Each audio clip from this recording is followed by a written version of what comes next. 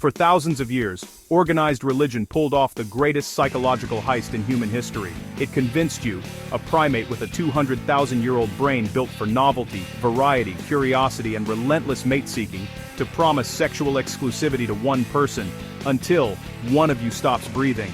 That's the deal. Sign here. God is watching. And for a while, it worked. Over time, things slowly changed. Secret societies, including swinger communities, emerged. Then came feminism and sexual revolution. Next came the internet, then the sugar dating sites and monetized dating. Don't forget about the dating apps. Then came Instagram, other social media and adult platforms. Let's include the situationship, the soft launch, the sneaky link, entanglements, sliding in DMs, and the polyamory subreddit with about 500,000 members and growing. Next will be sex robots and AI companions. And just like that, game over for marriage and religion. What's up, everyone? Today we are going all the way in on one of the most uncomfortable cultural conversations happening right now, because the data is loud, the trends are undeniable, and literally very few are saying the quiet part out loud. So, as always, I will. Let me give you the scoreboard first, because before we get philosophical, we need to look at actual numbers. The US marriage rate, the most basic measure of whether people are doing the thing religion told them to do, is in a 50-year death spiral. US marriage rate has plunged for 50 years, about a 60% decline, yes, 60% drop since 1970. That is not a dip, that is not a trend, that is a cliff. And in 2026 the rate is projected to fall to 5.6 per 1,000 people, down from 6.2 just 4 years ago. Meanwhile, a record 20% of American adults will never get married at all. Not can't, won't, have decided, consciously and deliberately, that the whole enterprise is not for them. 1 in 5 Americans has permanently ghosted the institution of marriage. That's not a crisis, that's a decision. Empty pews tell the story. Attendance down, vows delayed, expectations quietly fading. Across towns, ceremonies shrink while single life surges. And this isn't some fringe group of weirdos. We are talking about 117 to 119 million Americans over 18 who are currently single. And here's the part that's going to break some brains. 86% of them say they love it. They love having time to pursue their interests. Being unpartnered has quietly become a lifestyle choice, not a waiting room. Now, and I want to be clear here, I'm not here to bash religion or bash marriage. I'm here to talk about why this is happening, and the answer is actually kind of fascinating. The lifelong monogamy model wasn't invented because humans wanted it. It was invented because it solved problems, it solved inheritance, it stabilized property transfer, it gave children legal parentage, it gave women economic protection in a world where the alternative was literal destitution. Before germ theory, it kept STIs at a manageable simmer. It was brilliant social engineering, and it worked best when the alternatives were catastrophic. Religion didn't beat human biology. It just made the consequences of following your biology so painful that most people didn't try. Remove the consequences, and biology comes roaring back.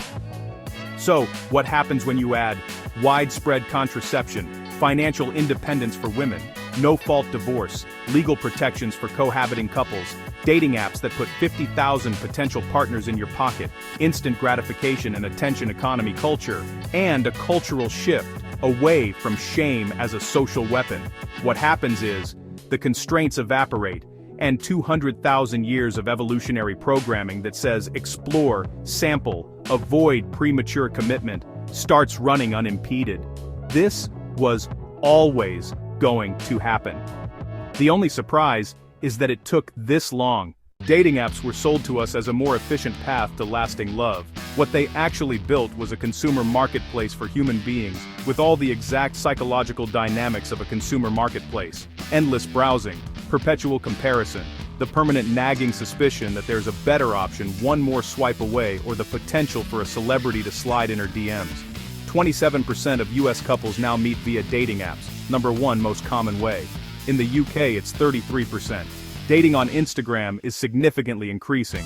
These apps have not produced more marriages, they've produced more dating, more hookups, more situationships, which, as it turns out, is what a lot of people actually wanted, and they just lacked the infrastructure for it before.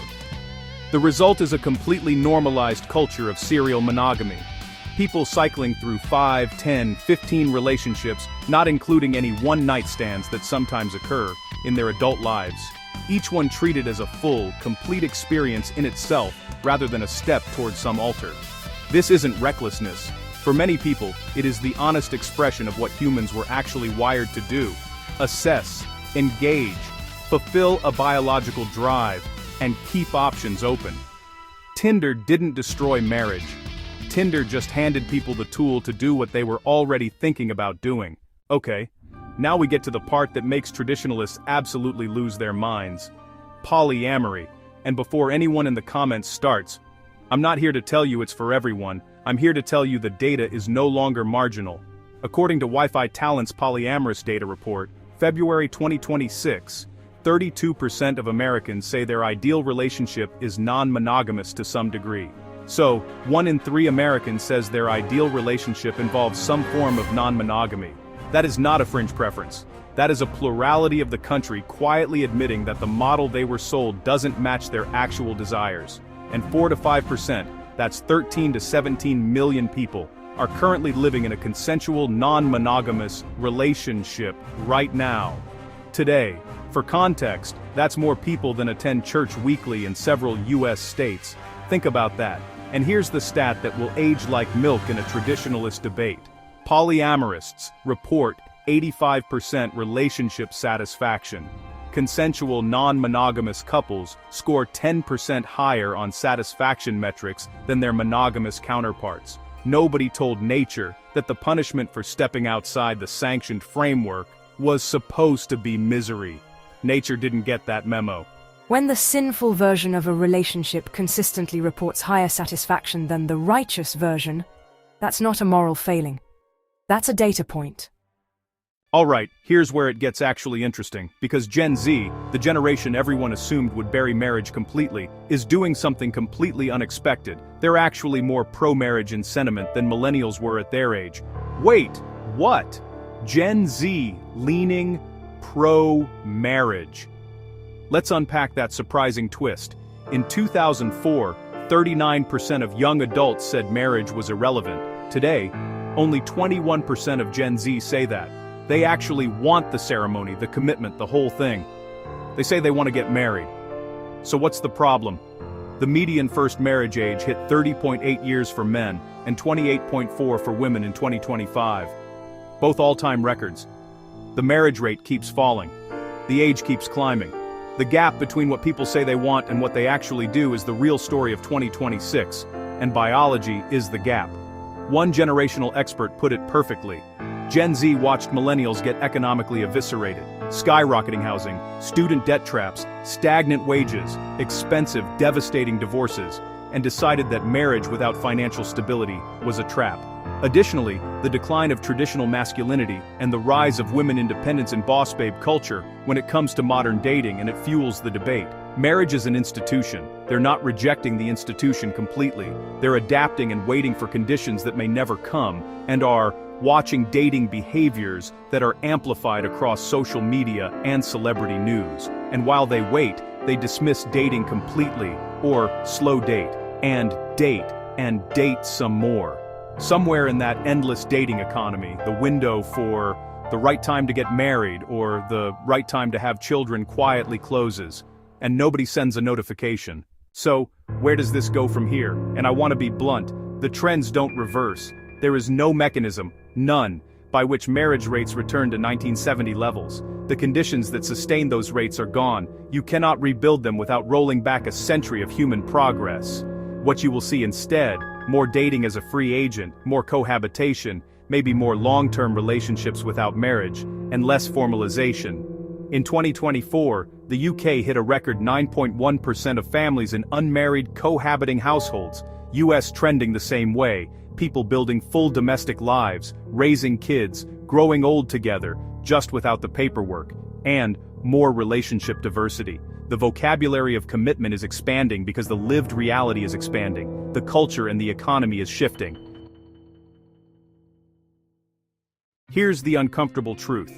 Do your own research.